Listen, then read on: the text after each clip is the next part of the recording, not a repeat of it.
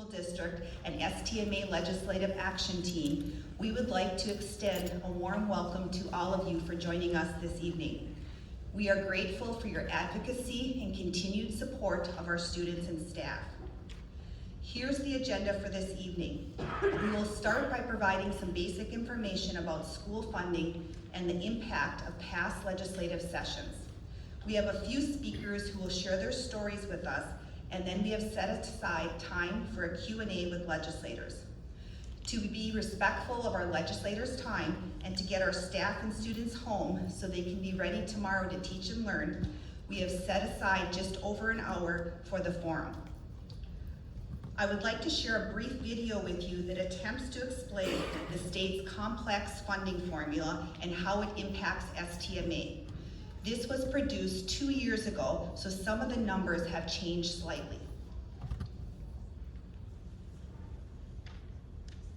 Wix, one platform, any website. Unlimited creation. Describe. At STMA, we are committed to students first. Every day, we work hard to practice these values while providing our taxpayers with a solid return on investment. Our continuing success as a district is a product of our students, their families, our staff, and our generous community, which is why we want you to be informed. Our ability to continue to provide exceptional educational opportunities and retain quality staff is partially a product of adequate funding. And the one area where STMA is falling further behind is the amount of student funding we receive from our state legislators. You see, when it comes to funding public schools in Minnesota, all children and taxpayers are not equal. Today, children in similar school districts throughout Minnesota receive vastly different sums of revenue based largely on where families choose to live. For example, the lowest funded school district in Minnesota receives approximately $9,300 annually, while the highest funded school district receives $19,000, more than twice as much. Minnesota's formula for funding public education remains grossly unfair to STMA kids and continues to punish families for where they choose to live. In fact, STMA currently ranks almost last among 327 school districts in the state. Yes, you heard that correctly. STMA is almost dead last. Our students receive close to the least amount of revenue in the state. In fact, some school districts very close and very similar to our own receive thousands more in state revenue each year. It is a policy that is hard to explain and to understand. To understand just how we got here, it is important to have a basic knowledge of how public schools are funded in Minnesota. First, it is important to know that close to 86% of the money STMA spends comes directly through the state's funding formula. Education spending is about 40% of the state's budget, but that money is not spread out evenly across Minnesota school districts. State legislators decide how much money will be spent.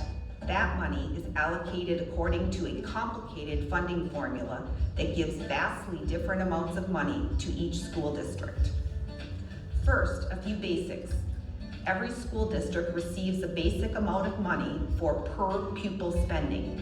For this year, that amount is $6,863 per pupil. The rest of the state money is distributed as categorical aid according to a complex formula. At STMA, for reasons that are no fault of the community or district, we do not qualify for much categorical aid. Categorical aid is somewhat arbitrary, and the exact reasons why some school districts qualify and other school districts do not is determined by our state legislators. In short, this means our school district receives thousands of dollars less than other school districts. Here is what each STMA student receives from the state, and here are examples of what other districts receive. If that was not enough, our local taxpayers actually pay more than taxpayers in other districts because raising school revenue through an operating levy is tied to the district's commercial property base. The STMA community is property poor, meaning there's little commercial and industrial development to expand the tax base, which causes the tax burden to fall heavily on residential homeowners. For an operating levy, STMA taxpayers pay significantly more than taxpayers just down the road who reside in a property-rich community with lots of commercial and industrial development. For example, for the same levy amount, here is what STMA taxpayers pay, and here are examples of what taxpayers in other districts pay. What does this all mean? In order for us to maintain our tradition of excellence, we need an equitable funding system that is not based on where families choose to live. Minnesota's inequitable way of funding public education is not fair to our students, our taxpayers, or our community. All students deserve support and equitable opportunities. If you want to help, write a letter, send an email, or call your elected officials. For legislator contact information, visit the STMA website.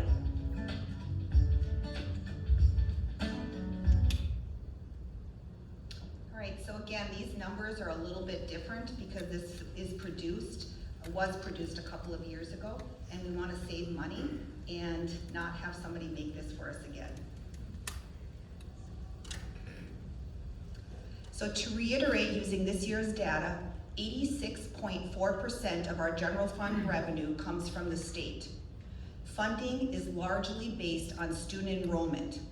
The more students, the more revenue. State funding is a combination of the basic formula, which is the same for each school district. This year, it's $7,281 per pupil, plus categoricals.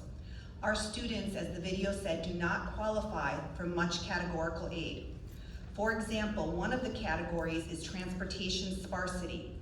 This is based on the number of pupils per square mile. The state per pupil average is $100 per pupil, while we receive just $10 per pupil. Another category is compensatory, which is based on the percentage of students who qualify for free or reduced lunch. The state average is $937, and we received $144 per pupil. One more example is referendum revenue. The state average is $996 per pupil, and we receive zero as we do not have an operating levy. Keep in mind, these are per pupil amounts, and we do not qualify for many categoricals. When you do the math, the difference between STMA and the state average is just over $13 million annually. And this is why we are ranked 323 out of 328 in per pupil revenue in the state of Minnesota. Another way of looking at this is to compare school districts.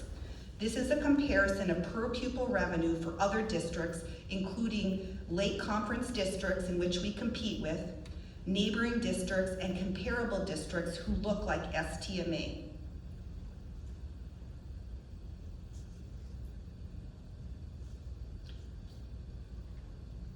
You may have noticed media headlines highlighting historic and unprecedented education funding passed in recent legislative sessions. Indeed, in 2023, lawmakers approved a $2.3 billion increase in funding for public schools. Despite this, many districts across Minnesota, including STMA, are still grappling with significant budget shortfalls. How can this be when these messages seem contradictory? There are several reasons districts continue to experience substantial budget challenges, including perennial lagging funding streams. Key funding sources that support STMA's salaries, transportation, and other operational costs have consistently failed to keep pace with inflation, placing a significant burden on school districts. And if the basic formula and local optional revenue were adjusted for inflation, it will result in an annual $10.9 million. Categorical funding is well below the state average. This is generally used to support specific programs that vary significantly between school districts. STMA receives $8,681 per pupil in categorical funding, while the state average is $10,708 per pupil. If we receive just the state average, it would mean an additional $2,027 per pupil, or $14.4 million annually. There are many new mandates that are partially or not funded and put a strain on our limited staff. Mandates include numerous curriculum changes, professional development requirements for staff, labor-related requirements, and more. These demands consume a substantial amount of time and resources, diverting our focus from our core mission of educating and caring for kids. High inflation and staffing shortages. High inflation and staffing shortages pose significant challenges.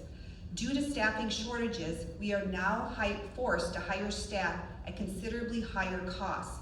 At the same time, much like our own households, the cost of goods and services has risen sharply, further straining our budgets. With the recent historic investment in education providing additional revenue, much of it cannot be allocated to our greatest need, salaries for staff, which make up 80% of our general education budget. For example, the state's significant investment in free lunch and breakfast programs is beneficial, but these funds cannot be used to hire more teachers, to reduce class sizes, or support programs like high potential or interventions for struggling students. Minnesota's education funding is structured as a partnership between the state and local communities. However, at STMA, only 8% of the general fund revenue comes from local property taxes, compared to the state average of 21%. This discrepancy exists because STMA does not have a voter-approved operating levy. The gap between districts with and without operating levies creates a significant opportunity disparity, negatively impacting students in districts like STMA. Also, the unpredictable nature of student enrollment poses additional budgetary challenges for many districts. Although this factor has a relatively minor impact on STMA, we have lost enrollment due to factors such as online schools and homeschooling. So, as you figured out, the current funding system falls short in meeting the needs of our students and staff. We remain hopeful that legislators understand they are moving in the right direction, but it does not close the gap created by past underfunding. Our students deserve more, and their future depends on the support that we give them now. Before we hear from our speakers, I want to briefly call your attention to the STMA 2025 legislative platform. The platform is in the back of the room and can also be found on the district website. Now, let's get started with our stories and our main speakers. Here's the schedule we will follow. Each speaker will speak for 2 to 3 minutes. And first, I'm going to call up our grade 12 student from STMA High School, Angie Alliday. Angie?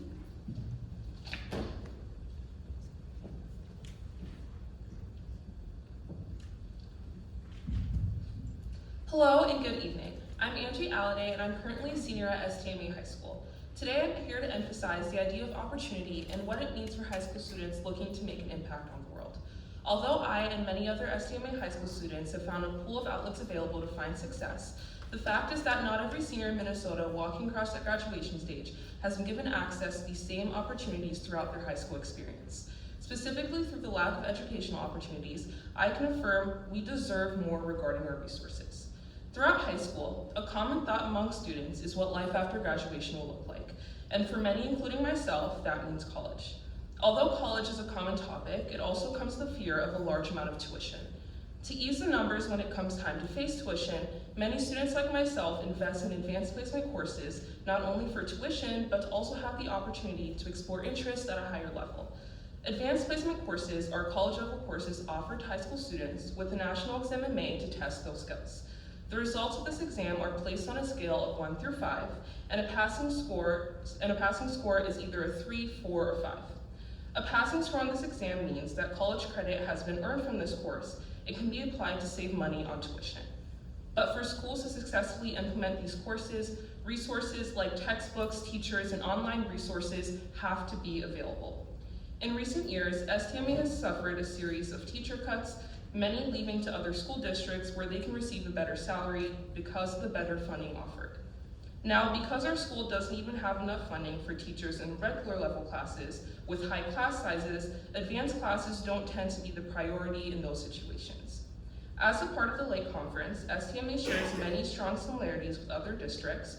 However, when it comes to funding and essentially academic opportunity, the gap is clear.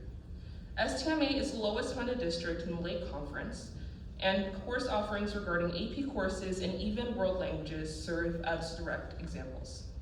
STMA currently offers about 16 AP courses and 2 world languages. In contrast, Minnetonka offers 29 AP courses and 5 world languages, and Wayzata offers 34 AP courses and 4 world languages.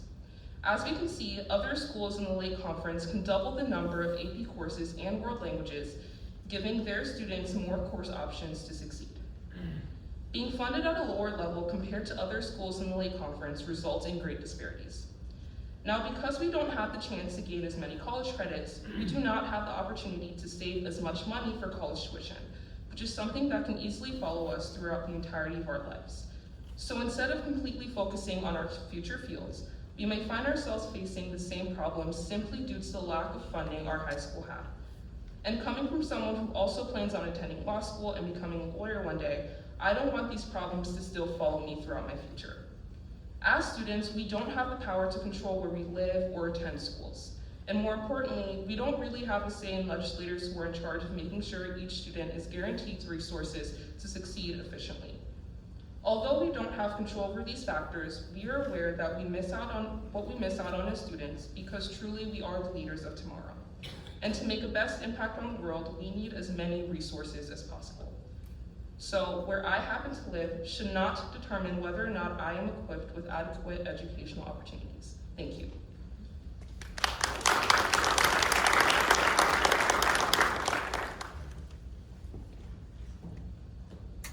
All right, thank you, Angie. Next is Zoe Solom. Zoe is a senior at Knights Academy. Zoe?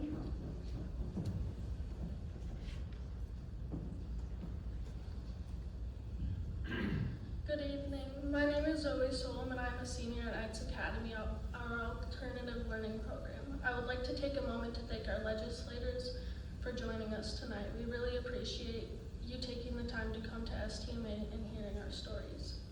I've lived in this community almost my whole life. I went to Fieldstone Elementary, St. Michael Elementary, and both middle schools. During my 9th and halfway through my sophomore year, I attended the STMA High School. I struggled the whole time I was there with my grades, not feeling like I fit in, and I just struggled to connect with the staff given the building was so big. I felt like there was a target on me and I knew I needed something else. I heard from another student that he was a student at Knights Academy and the change in environment helped him a lot. He talked to me about how the environment was better because it was smaller, the teachers and principals were great, and he had a fresh start. From there, I had a discussion with my counselor and let them know that I needed a change. We met with Mark, the principal of Knights Academy, and set up a meeting to discuss me joining. Since starting at Knights Academy, I have better grades, a better attitude, and connections with my teachers I couldn't have dreamed of. I'm even on the honor roll and student council. I know that the big high school works for many students, but it doesn't always work for all students. I'm so grateful our state has alternative options for students who need them. Within our ALP, our teachers have given time to make connections with us and build relationships. I didn't know this at the time, but it really helps us significantly. Given my situation, I was behind on credits and needed a plan to make them up. Knights Academy helped me make up my credits and allow me with opportunities with community service. Being able to work together as a school to to earn our community service hours has helped so many of us, not only with earning the hours, but making our community better. If the district had additional revenue, Knights Academy could expand its programming to even include grade 9 or even middle school students. This would help students who need support even sooner. With more funding, we could also broaden elective offerings at Knights Academy. More options would help meet me and my peers' different interests and better prepare us for post-secondary success. As you work this session on school funding and equal opportunities for all students, I ask that you think about me and other students like me. We might not thrive in a big school, but we can thrive. And with the right environment, we do. Thank you.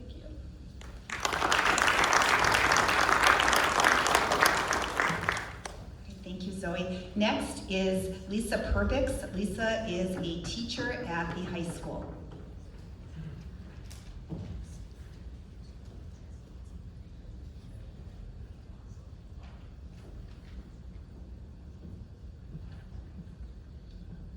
Hello, Happy New Year. My name is Lisa Perbix and I'm an EL teacher at the high school. And I work in the EL department, and where our multilingual students are just expanding in size. I think over the last 5 years it's doubled our little department. So people are coming and it's growing. The state of Minnesota, the Minnesota Department of Education, recommends that the caseload of an EL teacher with their students is about 1 to 25. Right now I'm at about 55 with one teacher. That, currently, and actually it's growing each week. In fact, since the early part of October, I've averaged about 1 new EL student per week. And most of these students are coming from other countries. A couple of our recent new to country students have even open enrolled from other districts in the nearby area. As I mentioned, there's been a major increase in the new to country kids. Basically it's been about, out of the 55, I've had about 10 to 15 join this year. And it's, they're coming from all over actually. It's hard to say from exactly where, but it's Mexico and Brazil, several countries in Africa, especially Liberia. Unfortunately, we can never really plan for new to country kids. They just arrive when they arrive, and our job is to welcome these kids and teach them our school system and our culture, our school culture, while respecting and learning about theirs. Another important aspect about some of these students some of them do come from an interrupted education. They're called SLIFE, that's their acronym. And they're years behind academically, so from their peers at St. Michael High School, which making, teaching these higher need multilingual kiddos in their academic classes even more significant. As an EL teacher, my job is I feel like it's 2 main parts. Part 1 is to teach them English, American Standard English, both social English, which takes about a year or 2 to learn, and academic English, which takes about 5 to 10 years to learn. And part 2 of my job is to make sure that the mainstream content is accessible to them. Which means, to translate and reteach and re-explain and try to understand where their background knowledge is, so we can make connections. And then to kind of turn it around and negotiate with the mainstream teachers to make sure that how I'm modifying the material still meets the standards. So the challenge, of course, having over two times my caseload from what the state of Minnesota recommends makes it nearly impossible to meet all of the students' needs. And having extremely full mainstream classrooms makes really difficult to cluster these higher need EL kids in some of the same classrooms. So, which, obviously can make it a bit more efficient. but it's very hard to fit students into these classrooms that are just bursting at the seams. Our EL kids are actually very smart and hardworking and extremely resilient. They know what their parents and families have sacrificed in order for them to kind of have a better opportunity. I mean, I don't know, can you even imagine going to another country? I moved around a bit as a little girl, like 5 different states growing up, and moving to another part of the country was already kind of scary. I can't even imagine moving to another part of the world and not knowing their language, and then trying to learn chemistry on top of that in another language. I don't know, I really love working with these kids that are just, they're inspirational.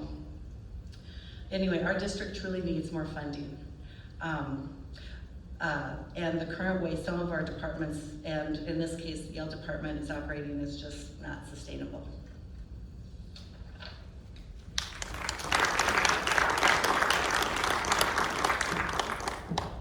And last but certainly not least is Miss Angie Weber. She is an STMA parent. So Ms. Weber.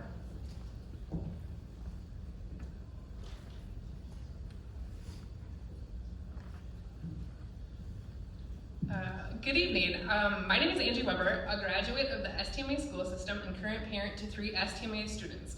I have a sophomore, a 6th grader, and a 4th grader. We also have a little 3-year-old at home that keeps us quite busy. STMA was, and in my opinion, still is one of the best school districts in Minnesota, which is why my husband and I chose to live in this community. As a graduate of STMA, I felt prepared for college and have been an educator for the last 23 years. The compassion of the teachers, other staff, and involvement of the community made me want to become a teacher. However, in the last 27 years since I was a student, the funding has not changed all that much. There are definitely more students, which has led to more schools, and with time, more technology. But many aspects of our educational system have remained exactly the same. As we have moved into the Lake Conference and become a larger district, we need to be able to compete not only athletically, but academically with surrounding districts. To do this, we need the proper funding to expand our class choices and challenge our highest learners. As a teacher, I find that I'm always listening to and following anything education-wise, especially when it comes to comparing to my own job and those of the education of my children. From a parent's perspective, along with my education background, these are the changes I've seen over the last few years in my children's education. When my oldest, the sophomore, was a student at STMA, there was a teacher designated for high potential students. One of these cuts, as 2020 rolled through, along with COVID came many cuts. One of these cuts was the elementary high potential teacher. As my second child entered the grades for high potential classes, it meant a lot of squeezing kids into higher math classes, changing kids from class to class, maybe missing some of the students who deserve these designated classes. It also meant a large class size instead of the opportunity to divide these kids into 2 smaller separate classes. Taking away this high potential teacher also meant some students who were highly advanced couldn't stay in the building for math because there was no teacher available to meet the needs of these students. These students had to be bused to the middle school or challenged by the mainstream teacher, which, as an educator, a lot of times leads to a lot of self-learning and teaching at points. We need to have the opportunity at STMA to offer as many advanced options as possible at high levels for our highest students. In another local district, there are set-aside programs for the top 5% of students to meet their learning needs. These programs offer testing, curriculum, and advancement opportunities based on the students' abilities.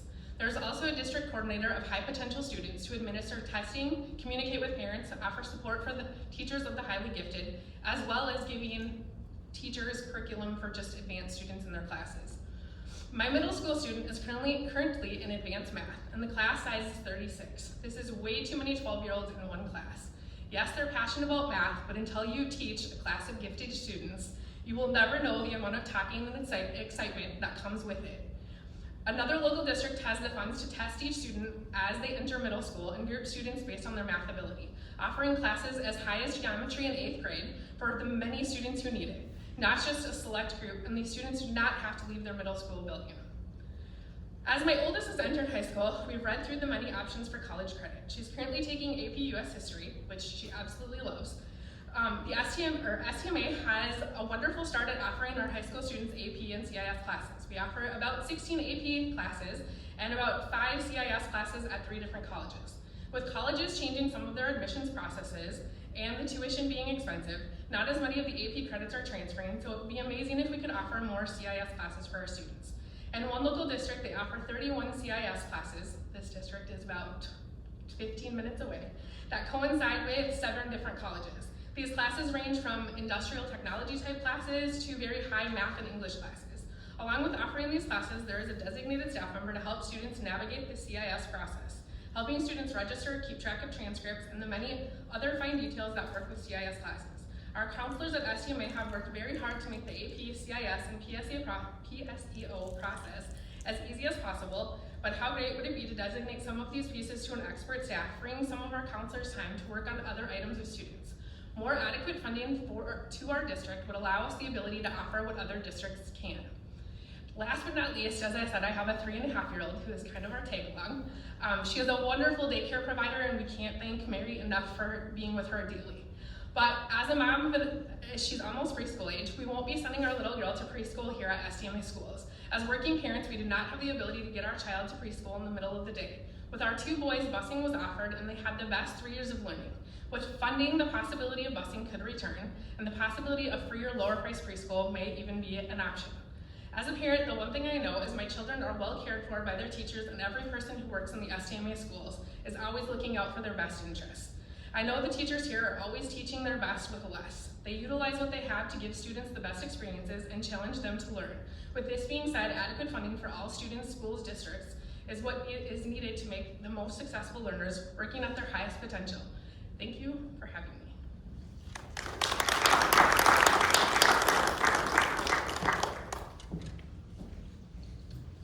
All of our speakers. Hearing their stories, I got a little teary-eyed myself. I'm sure many of you did as well.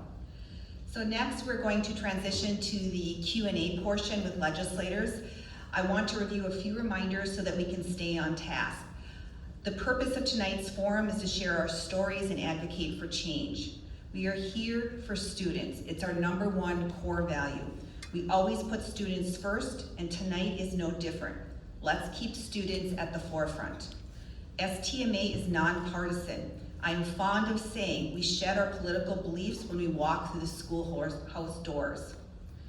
A couple of reminders: please be respectful, listen in support of our students, stay engaged, focus questions on priorities on the STMA legislative platform, address personal or unrelated inquiries with legislators privately, limit questions to 1 per individual, and please avoid repeating questions that have already been asked.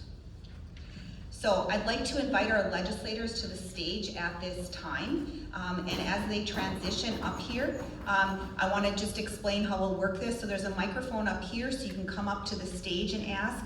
We'll also try to run it around. You received a note card when you walked in. If you're more comfortable writing your question on a note card, you certainly can. And Ms. Lanners in the back there with the laptop in the middle, she will grab it and she'll bring it up, or she'll read it or I'll read it. So you have a number of options to ask a question. I also want to, I want to thank the legislators who are here this evening. You can see the list up there, we might be missing one. Many of you are aware that Senator Dietzig passed away, and we certainly send our condolences to her family and fellow legislators. The visitation is tonight. So Senator Kunish and Representative Joachim, they are on the Education, House and Senate Education Finance Committees. Were set to come until late last night when I received an email, and they are not able to join us, and understandably so. So again, our condolences to Senator Dietzig's family as they endure this sad time. So again, legislators, thank you for joining us. So if you would like to start, we'll open the floor and you can ask questions, because again, that is one of the most important things of this evening.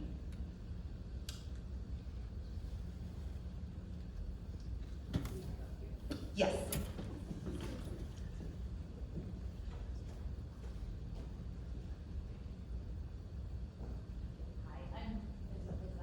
I'm actually from Cambridge STMA. I'm on the school board there, so I'm happy to ask a question. So I think our #1 question would be is, we have a new legislative session coming up here, and what are your top priorities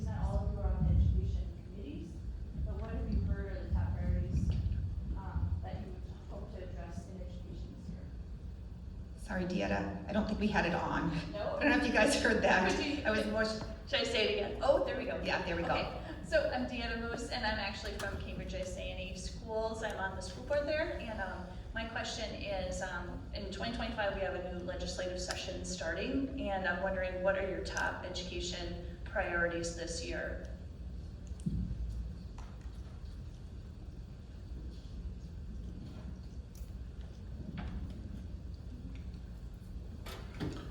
I think for me, wow, that's long.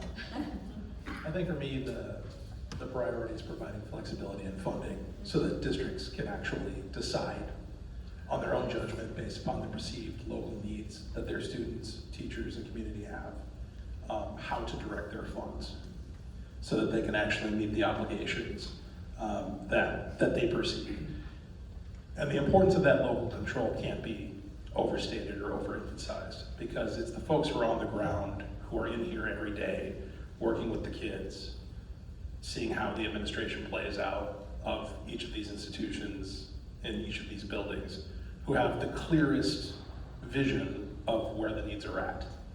And as things currently stand, I understand or at least I think I understand the philosophy behind the categoricals of different districts have different needs, therefore let's provide funding for those specific needs to be funneled in particular directions. But it's a little bit like having a bunch of gift cards, right? If you don't need to go to that particular store, then it doesn't really help you. So having the flexibility to be able to spend money where it needs to be spent in order to meet the needs that your particular students and your particular schools have, I think should be a top priority for education finance, a committee which I'm happy to say I've been appointed to this session. Well, good evening. Thank you everybody for coming out. Thank you for those online. Thank you to Angie and Zoe for your testimonies, for sharing the perspective of the students. I very much appreciate young people and their voice. Thank you to Ms. Perbix for your voice for teachers, representing teachers. Thank you to the STMA teachers and teachers across the state for everything that you are doing. It is incredible. Those of us up here, those of us in the legislature, have a deep appreciation for the hard work, the sacrifice, your soul that you're pouring in every day to your students.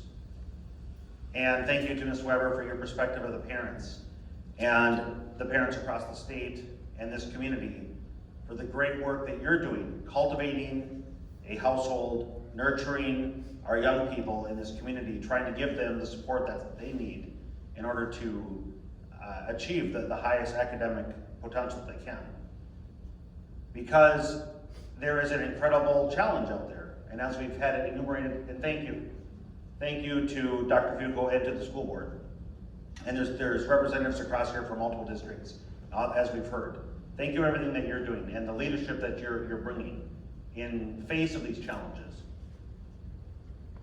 Our students deserve much better.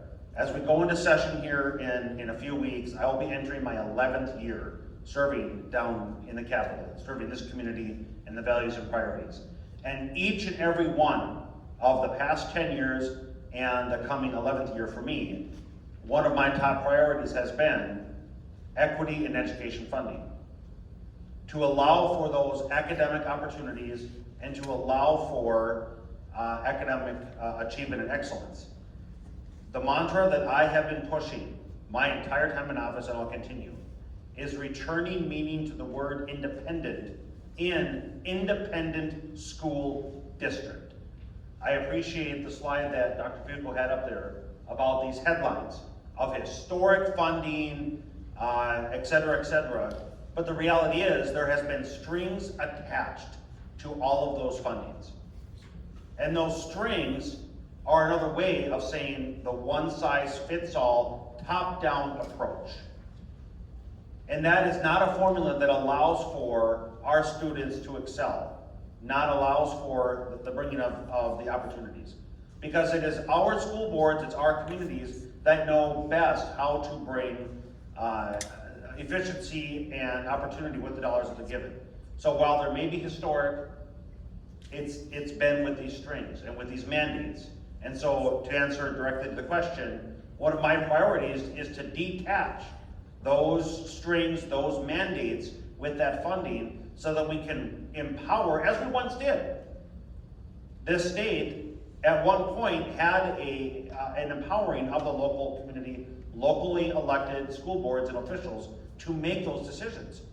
And at some point, and it continues to, as time passes here, to usurp those local decision makers and push down this one-size-fits-all. And along with those headlines, that with the historic funding, I'm hoping that this crowd and those viewing online have seen the other headlines all throughout these last couple of years, and especially this year, or I guess last year now, 2024, of the headlines to the effect of student performance continues to slide.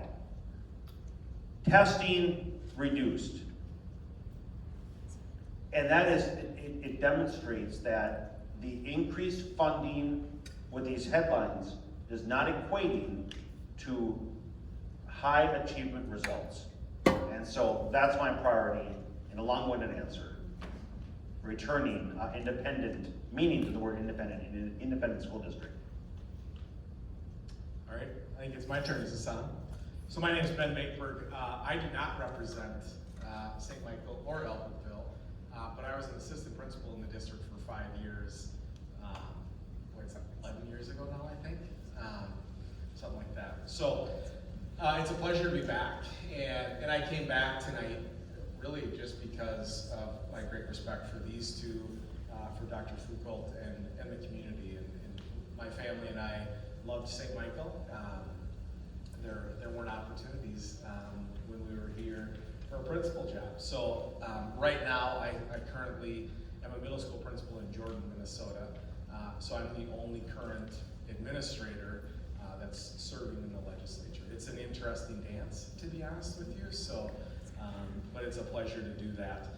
So I think my priorities, I would echo what Rep. Hudson and Senator Lucero talked about. Providing funding and flexibility. Really very simply, at the state legislature, we should not be telling independent school districts what to do. We should provide the funding and flexibility and get out of the way and let them govern their local school the best way that they know how. Literacy is also a huge priority. We did do good work last session with the READ Act. To be very blunt, it's over-regulated and underfunded. So we have to address that, and we have to think about how we're going to do that, given the financial state that the state is currently in. The other thing that I'm really passionate about, so I'm the vice chair, I think is the title, of the Education Finance Committee for the Republican side.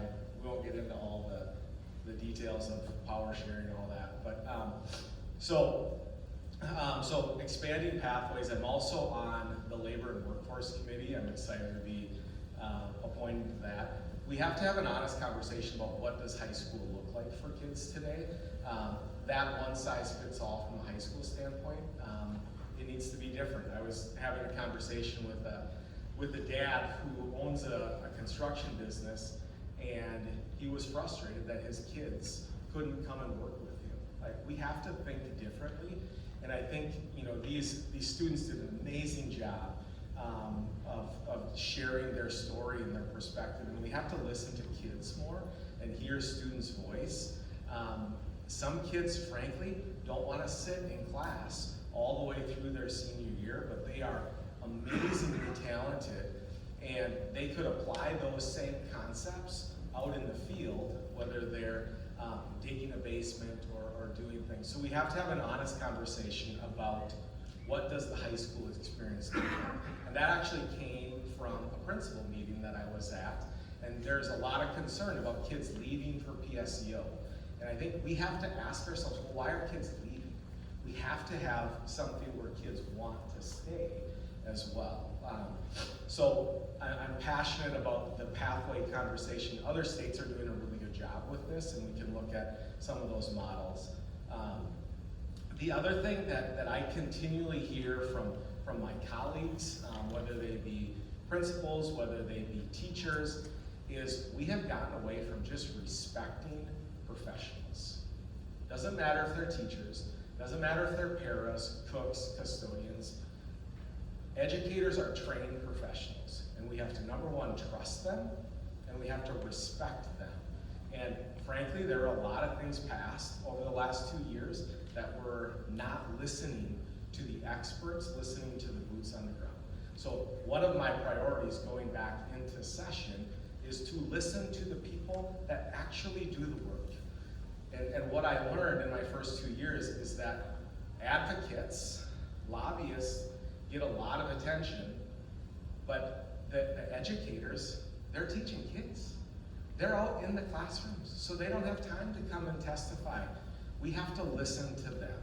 So I see Jenny Kelly in the back. She came and testified about the discipline mandates. And when I was working with her, she was the middle school principal of the year. Andy Murfeld has gotten the same recognition. We have to be listening to those people.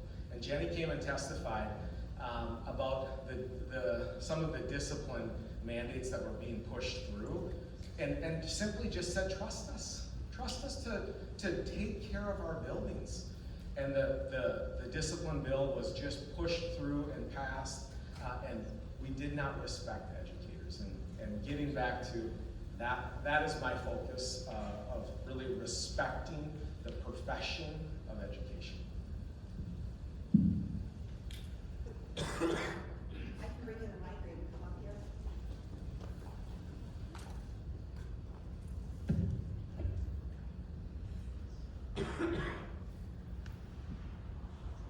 No one? Oh. Mr. Crom, wonderful. I don't need to go up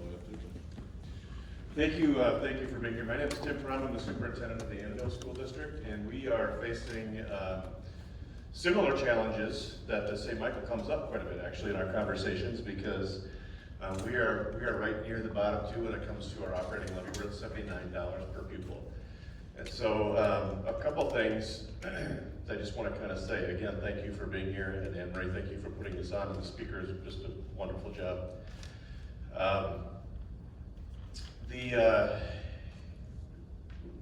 My main, well, let's start here. The other headline I think that we can't forget is, yes, historical funding, but the number of districts that have had to cut a lot, and it's not necessarily, it's nationwide, but it certainly is statewide.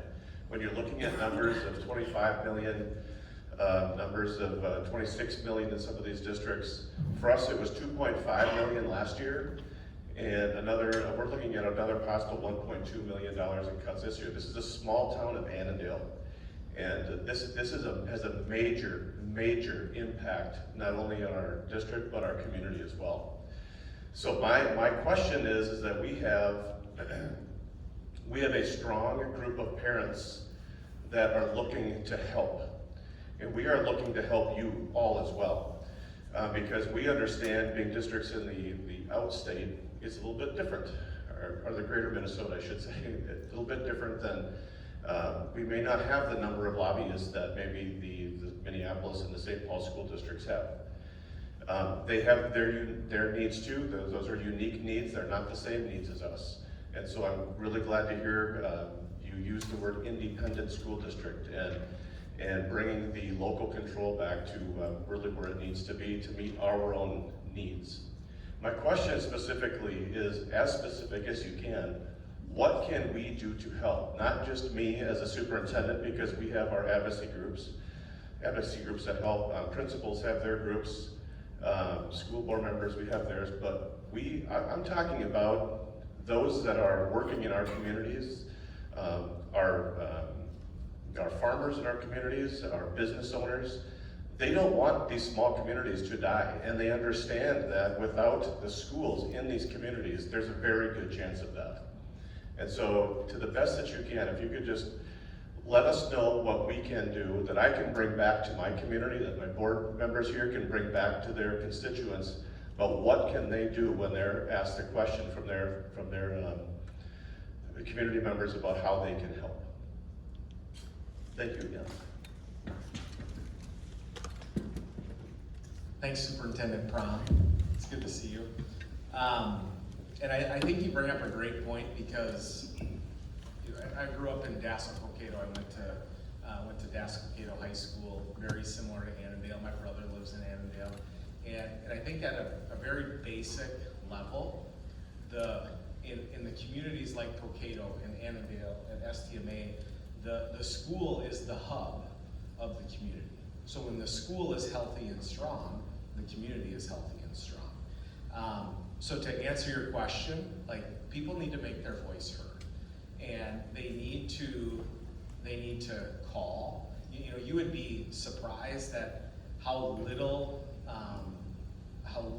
phone calls we get, and you know, and even emails. And what I would challenge you to do is, if you want a form response, send a form email. It's a lot easier, it's a lot quicker to just hit that one-click politics and it sends a blast email. But tell your story.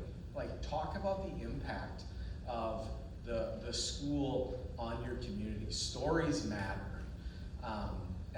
And then go to your elected officials, but then also ask that elected official, who's someone on the other side of the aisle. Whether, I'm assuming most of you are from STMA, so, but like, see if there's someone on the other side of the aisle. So you're hitting both perspectives, because education shouldn't be a partisan issue.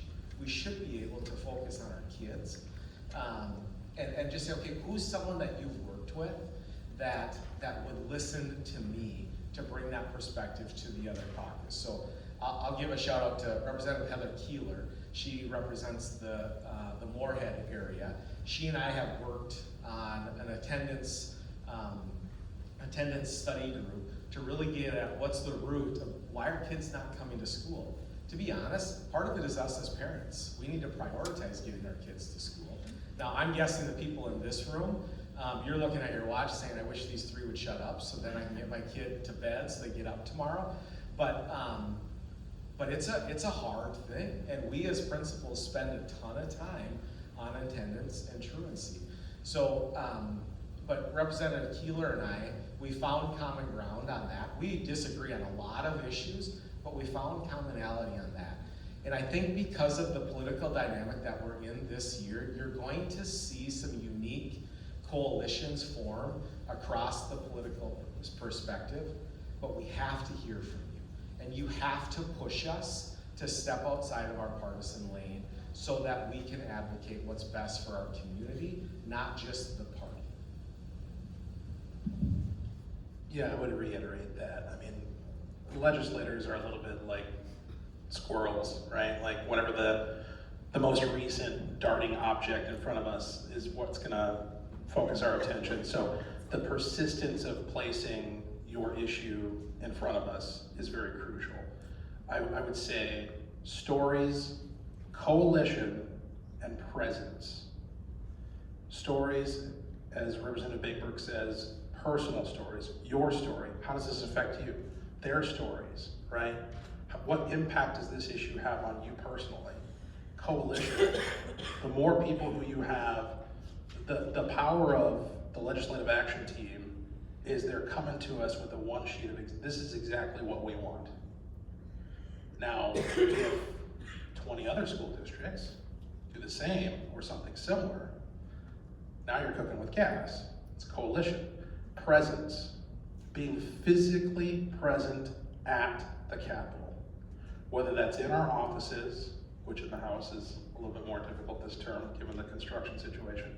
But nevertheless, come on down, give it a try. And committees, especially.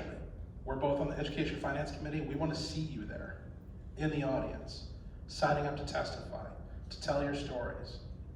It's very easy to ignore that which is not directly in front of you, and that you're not being confronted with. There's a certain degree, politics is relationship, but there's also confrontation. There's a certain balance there of confronting the people who represent you with the needs that you have and conveying the sense of urgency that something needs to be done. So those would be my suggestions. Stories, coalition, presence. I can't add to that formula. I agree with it 100%. That's exactly how to make a difference in legislation and change down at the Capitol. So what I can do is provide an example of something that this community is very familiar with. Steve Bott, the city administrator for St. Michael, is also the chair of the I-94 West Corridor Coalition. It is a coalition, and you've heard that term now, all three of us have said it, a coalition of stakeholders on a particular topic, in this case, transportation. And they have worked for a decade plus with multiple stakeholders, unifying their voice and pushing for the transportation needs on I-94 in this community. And we've seen the result, success of that coalition and how the strength and the unity has impacted us, and we've benefited with the expansion of I-94 and other changes. That formula in a coalition needs to happen in the education context. So it's school districts across the state that need, and other stakeholders, parents, students, need to form this coalition and be persistent. The I-94 West Corridor Coalition was persistent year after year after year after year, and they saw the benefit. Because, I'll provide one more example of a story. So it was in 2023, every 2 years is the funding year. So 23 was the funding year, 25, what we're about to go into now, is gonna be the funding year. So in 23, when the education finance funding bill came to the Senate floor, it further widened the gap that STMA and other school districts in similar positions have. It widened that funding gap.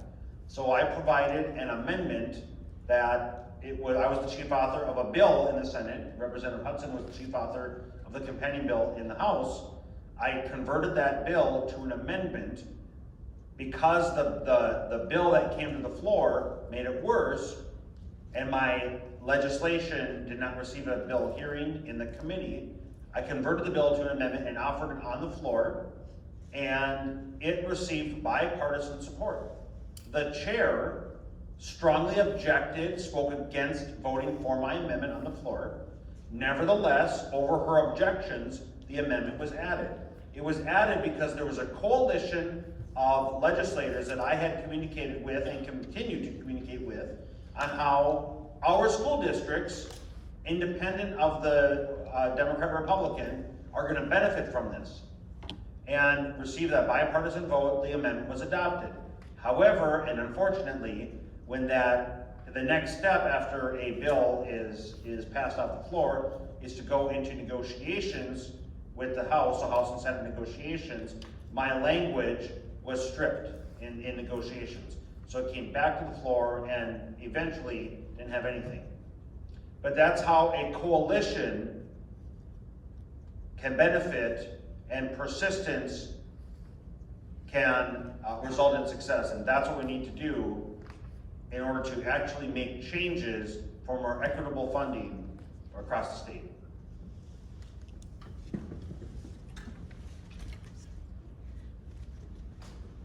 Hi guys, Jeannie Holland. I was on the school board, it's STMA for 14 years. I'm a county commissioner. First question, I was also on the Reg Tech Center board, as you guys know. The bonding year came and went.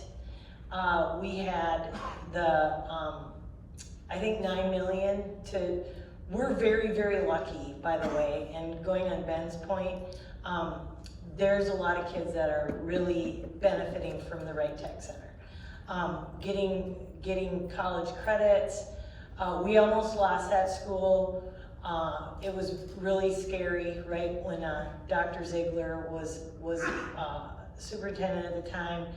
And it benefits our other schools like Annandale. So my question is, one question is, what's gonna become of the 9 million, because they need that money. The second question I have is I found as a commissioner great value in our lobbyist, Flaherty and Hood. I would have never thought about getting a lobbyist, and this is maybe a challenge to the school boards in Wright County. Maybe what we need to do is start thinking about just Wright County schools, getting away from schools in equity and education and just concentrate on our schools. It was very nice. What really was nice is the fact that Shane from Flaherty and Hood got the Senate to come out on a field trip and the House. The people on the various committees came out, and some people from the Minnesota Department of Education. They saw the value that we have here, which is a gem, and we used to have 65 in the state, and we're the only one remaining. It's great value. But would you say that having a lobbyist like Shane, to where you guys can say, hey Shane, get the people here, this is where we need you. Do you find that you respond better to lobbyists versus a big group like schools and equity for education? Or would you find value, for the sake of the school board members here, would you find value in just a small subset of a lobbyist? Because what we did for the Wright Tech Center is like cap it at a certain amount, and he knew how much he had, the leash we gave him for Flaherty and Hood, and he did a lot of stuff for that little amount of money that the county gave for this, and that bonding bill looked really, really close. He felt good about it. But so now the question is, where's the bonding money? Do you think it's gonna happen? And do you think that there would be value in some lobbying from our neck of the woods? Thanks for the simple question, Jeannie. So first of all, just say regarding Wright Tech, it is a jewel of our community. I'm very, very proud of Wright Tech Center, and I think it should be a model that's duplicated throughout the state. I mean, having access to hands-on training to do real occupational trades that are gonna generate immediate income for those students as soon as they come of age and graduate and get out into the field. The value of that should be widely acknowledged and supported at the state legislature. Be that as it may, you're talking about bonding. Bonding is always a sticky issue because it's never just about one thing. It's never just about how wonderful Wright Tech Center is. It's never just about how we need to fix this road or that bridge. It's always this giant ball of gunk of all these things that are patched together in horse trading and deal making, much of which doesn't match categorically one to another. And that's where the difficulty lies in getting a bonding bill passed. And then, of course, it breaks down into, there's all sorts of partisan politics that get involved in whether or not we're gonna pass a bonding bill, and there are different tactical and strategic philosophies regarding using the bonding bill as a point of leverage in order to accomplish things that have nothing to do with it. That's the complication, and it's dirty and complicated, and it sucks. But what I've advocated for, and what I think a lot of other members have advocated for is, and I don't know how possible this is going to be, is actually breaking down categories of bonding into bills that have similar functions. So like a wastewater treatment bonding bill, roads and bridges bonding bill, education infrastructure bonding bill, so that we can have clean votes on topics that there's broad general agreement about, rather than leveraging those really important items in order to drag something across the line that doesn't have, frankly, the political support to actually receive the bonding funding. So that is a to be determined, just like everything in this legislative session is gonna be a to be determined. Frankly, we don't even know if there's gonna be a House of Representatives on January 14th, given some of the rumors that we're hearing about the power sharing controversy that's taking place. But once the dust settles and we actually get to work, your question about the value of lobbyists, what's the value of a lawyer, right? Depends on which one you hire, right? A lobbyist, in my experience, and I've only been there for 2 years, lobbyists serve as like matchmakers, tour guides. They know who to call, they know how to set up meetings, they know how to summarize issues, but the real relationship is always between their client and the legislator. When I have lobbyist meetings, it's their client, them, and me, and the good ones, it's me and the client talking, not me and the lobbyist talking. So the lobbyists get you in the door just by virtue of their institutional knowledge of knowing who to call, what meetings to set up, what makes logical sense, being efficient with your time. I was previously on the city council here in Albertville, part of that I-94 coalition that Senator Lucero talked about. And in that role, took a couple of trips to DC to advocate for transportation funding at the federal level. Our lobbyist was invaluable. If you left it to us, I know Bob's in the audience, also on Albertville City Council right now. Like if we had to put together a travel itinerary to go to DC and set up meetings by ourselves, we could do it, but it wouldn't be as efficient and it wouldn't have gone as smoothly and we wouldn't have made the best use of our time. So that's the service that a lobbyist provides, kind of like a travel agent or a lawyer or any other professional who you would engage in order to help you navigate the process. So ultimately, that decision is something that's going to have to come down to the district if they want to break away from C and try to do something on their own as Wright County districts. I don't see anything off the top of my head that would be bad about that proposal, but that's something they're going to have to evaluate in terms of the cost benefit.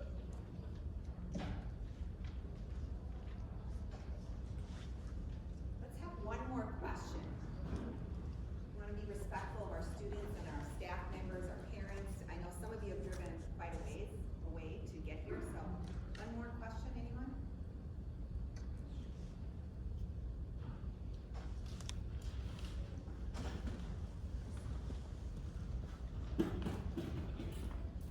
Hi, I'm Ashley Shabillion on the school board in Big Lake. So with the current financial situation of the state and the impending deficit, kind of understand that this year's budget year is going to be an interesting one for many reasons. How do we put the focus back on education, seeing that there is limited dollars to prioritize the things that are really going to matter most for our districts, seeing as it's probably going to be a reshuffling so much as writing new checks. How do we put that focus back on education and keep the focus on education when we unfortunately unfortunately had those headlines a couple years ago and it made it seem like maybe we got our turn already. There's a lot still that needs to be fixed, and the reshuffling needs to still prioritize education. So what's the realistic likelihood of that happening, and any advice you have for us to keep that in the forefront of education still needs those dollars, be it from brand new money or a reprioritization, but education still does need the focus. So just kind of insight on whether or not this is a possible thing even to have happen this budget session, and also what we can do to help bring the attention to education still needing attention.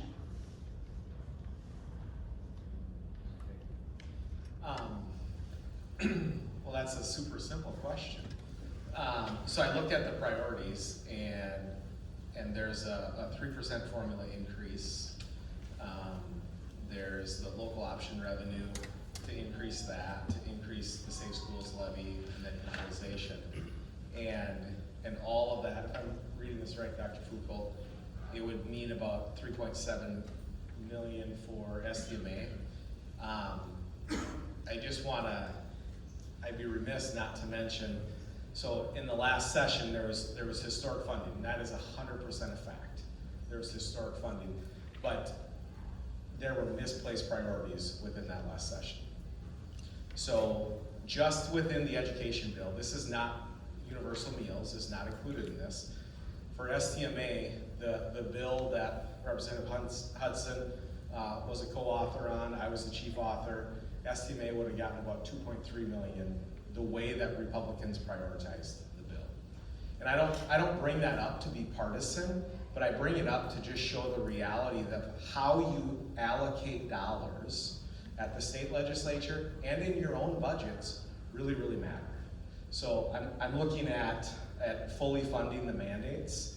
I think one simple thing that a coalition could do is if you're not going to fund something, then you can't have it be a must. And it's a simple change in the language of the wording from must, you must provide unemployment insurance to hourly workers, to you may provide unemployment insurance to hourly workers. If you do that, then truly there's local control, so local school districts can make that decision. If they have the resources and the local district decides that that is a priority for the local district over gifted and talented programs, over ML programming, then the district can choose to make that. But what happened in the last session is the legislature said, STMA, this is how you're going to spend your money. So I think that's a simple thing that we can do, is look back at all of the mandates that were passed and just say, okay, we're not able to fund those in an ongoing manner, so we're going to change it from must to may. Now, there are some good things that happened, absolutely. Some things that I supported, but I voted against the education bill out of the House each time because it did not empower local districts to make decisions that were best for the local districts. And then we have paid family medical leave. That's not even coming. That's not even hitting yet. It will more than likely be a 0.6% payroll tax on the employer and the employee. So those of you that are educators in here, your check is going to be decreased by 0.6%. Now you're going to be told, well, you can locally negotiate that, but then that's going to be less money that the district has to be able to hire staff. So there's only so much. Earn sick and safe time, redact the unemployment insurance. Now, I was listening to Dr. Foucault on a board meeting. Those are good things for people, but there were other alternatives that did not have the same budget impact. And that's what we have to get back to in this next session. And in order to have a spotlight for education, we have to think about, if we don't go back and look at how we allocated dollars, then when the STMA board meets, they're going to be making decisions on how they have to make reductions and cut, because we didn't choose to do that at the state legislature level. And in terms of priority, one of the things that I'm also a strong believer of, just because something has always been done that way, doesn't mean we should continue to do it that way. And one of the categoricals that was shown there was the transportation sparsity. So I think STMA is getting $10 versus the $100 average, something to that effect. And it's allocated based on density. And maybe that at one point was a good way to allocate it. I doubt it, but maybe. And what I'm suggesting is, because it has always been done that way, we need to not allow ourselves to perpetuate into the future in the next budget cycle just because it has been done that way. That one example, it should be based on the number of miles that a district is required to travel to pick up students. So if it's based on density and you have Minneapolis or other school districts with a higher density per pupil, it actually makes more logical sense that they require less transportation dollars because they can pick up their students more efficiently, versus in more rural or more spread out areas where it takes more miles to pick up the students. That's how it should be, the formula should be engineered. So the priority is, when committee comes together,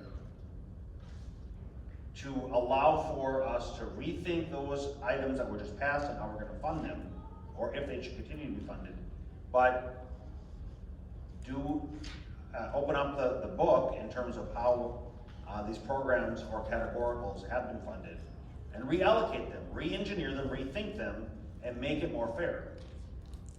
That's what I'm going to continue to do with every bill that comes forward in the Senate Education Finance Committee, to ask the questions, how does this impact?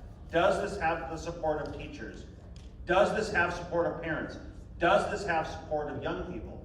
Because over and over and over again, at least these last 2 years, what I've seen of the bills that came forward is it had support of the Department of Education, or it had support of 1 or 2 stakeholder groups recycled over and over and over again. Whereas these other voices, these other stakeholders that this legislation is impacting was not prioritized, their voice was not given a priority. So I'm going to continue to ask those questions on parents, teachers, and students in these bills to help frame where our priorities should be in what we pass. Yeah, I don't think we're going to have too much trouble maintaining education as a priority issue in this upcoming term, simply because you have all those headlines of historic funding, and right alongside them you have all the headlines of school district deficits and the difficulties and the cutbacks. And so I think it's at top of people's mind that something doesn't make sense here, and it needs to be adjusted, it needs to be looked at. And so, as opposed to, it just so happens that the three of us sitting here are Republicans. When Republicans are the ones chirping about something, it tends to go ignored. But I think that there's broad community recognition across the state from educators and students and parents and people who pay the bills, the taxpayers, that what has been delivered under the banner of historic funding is not actually translating to the utility that school districts need in order to provide the service that their students deserve. And so I don't think it's going to be an issue of whether or not it takes priority in the conversation. I think what's going to be an issue is how many other priorities are going to be competing for that attention. And the unfortunate side effect of looking at a potential state budget deficit in the coming 2 years, in the next term, the next biennium, is that it does force conversations about priorities. But that can be a good thing, because we have to ask ourselves, what is it that we're here to do? What are the core functions that state government is supposed to provide? One of those is constitutionally mandated, and it's this: a uniform system of public education. And so it should be one of our top priorities alongside public safety and a handful of others, transportation, roads, and bridges. I think that the public is going to keep us on task, and I hope you'll be part of that. Thank you. All right, I heard many good words that I'm sure we're ringing with many of you in this room into bringing back independent school district. When you look at our platform, you can see local control as one of the big bold headings. So thank you for that, legislators. Local control, common sense, changes in mandates or fully funding mandates or giving us the choice. We have, and I've said this till I'm blue in my face, at the Capitol. I serve on schools advocating for fair funding on the executive board. Our principals, our teachers, they belong to professional organizations. So we're getting our voices out there, and we're forming coalitions, and that's one of the reasons why our platform looks like it does, because these people take the time to drive into the metro and serve on these committees so that we can form a coalition that benefits more than just STMA, so that because there's strength in numbers. So thank you for that. We are very appreciative. So again, one reminder before we end up or we close, and I've said this again many, many times to you, it's on our district website and the many calls to action that you receive, stories matter. Stories matter. And on our website, we do have a form letter, but it does say in the middle, insert story here, because some people said that they were, intimidated by emailing legislators. They're not scary, but at the same time, whatever it takes, but you have to put that story in. They want to hear from you. They don't care as much about like what I say or Mr. Murfeld or Mr. McDonald. They want to hear these stories, and that's why we had our students, a parent, and a staff member here this evening. So please remember that. So You may also be wondering what you can do to help in the coming weeks and months. Remember, the session starts, it's scheduled to start on January 14th, and the best thing that you can do is stay engaged and continue to advocate. When you came in here, you were handed a document with 3 QR codes, and if you missed it, it's in the back on that music stand. One is to that video that I showed you earlier, and again, keep in mind the numbers are a little bit different because that was from 2 years ago. One is to join our district's legislative action team. We have a strong action team, and while they are small, they are mighty. And that's why when we walked through the Capitol, last year I was walking through, and one of the chairs of the Education Committee said to me, Anne Marie, tell your people to stop emailing and calling me. Voices matter. What they said, our legislators said, they matter. And when I was just at the schools advocating for fair funding, the former C, it's changed its name now, Representative Joachim said to me, I'll be looking for you at the Capitol this year. So voices matter. We're small, but we're mighty. So please continue that. We do need your help, and our students need your help. So in closing, thank you for attending tonight's forum and advocating for students and staff. Legislators, we greatly appreciate your time and your support. Speakers, thanks for sharing a couple of hours with us tonight. We know that your voices matter, and we're very appreciative and grateful for you to come and share what you're experiencing in our schools. So we look forward to partnering with all of you as we move forward this legislative session. Please drive safely and have a good evening. Thank you.